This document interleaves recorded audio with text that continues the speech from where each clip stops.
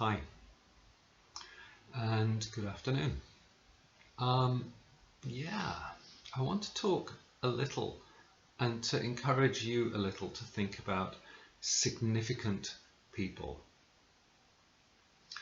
And there's something for me about checking in with who we are, what's important, how we engage, how we relate, inevitably because of what I do, how we relate to conflict and how we get clearer. And I've, for many years, thought about significant people. And I want to share a little bit about this with you. That for some of us, significant people in our lives are people who have brought us good in a very overt and a very direct way. And sometimes significant people are people who may have done damage to us, may have hurt us, may have created difficulties, and sometimes things that we don't particularly want to talk about or to revisit.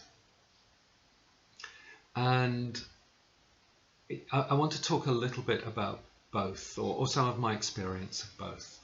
And I want to encourage you to think about who are the significant people in your life, and particularly, what have you learned as a consequence? So for me, one of the significant people in my life is my dad. And I could talk for a long time about my relationship with my dad, but let's at a simple level say that there were elements of that relationship that were quite troubled, that were quite difficult, that were quite challenging, certainly for me, and I believe for him. It wasn't until perhaps 5 or 6 years into being a mediator that I suddenly went, oh God, I'm doing this because of my relationship with my dad. I'm not really very good at dealing with conflict, so I better learn about it. So somewhere, learning about conflict for me was a vehicle to try and help me engage with my dad. And much of my relationship with my dad was difficult, it was unpleasant, it was emotionally draining, it was hurtful. And yet at the same time, and it may be that it's now, I've got to a point now after many years of going, okay, I can see some of the gifts in there. I can see some of the benefits for me of that tough, unpleasant relationship that at many points I didn't want. I'm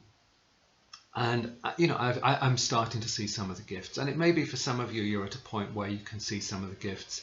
It may be some of you are going, there were no gifts in that. And so be it. But that person, particularly if they brought damage or harm, has still shaped you. And so let's pay attention to that. I also want to talk about a key person who sort of pointed me in the direction of conflict and gave me my first teachings and my first lessons. And this is a woman called Rachel Pinney. And I met her in 1982. And I was waiting at a train station, and I looked a bit like a hippie. I had a long hair and a long beard, and I had a rucksack on. And a woman in her, I'm guessing late 60s, with a walking stick and long grey hair, came up really, really close to me and said, "You look interesting, let's have a conversation." And we had this slightly surprising, slightly amazing conversation. And her train came. And as her train came, she gave me a booklet that she had written called Creative Listening. And then she got on the train and disappeared.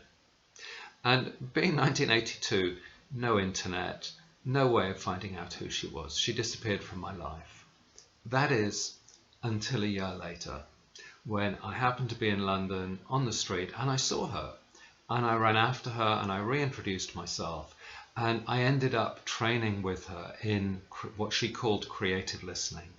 And that for me was the start of a journey towards conflict and towards the work that I've done for most of my life. She was a deeply significant and challenging and delightful human being for me. So why am I making this video? Pay attention to the people who have had impact on you, who have been significant for you, perhaps through bringing good, perhaps through bringing harm. Who are the significant people and how have they shaped you? That's it for now.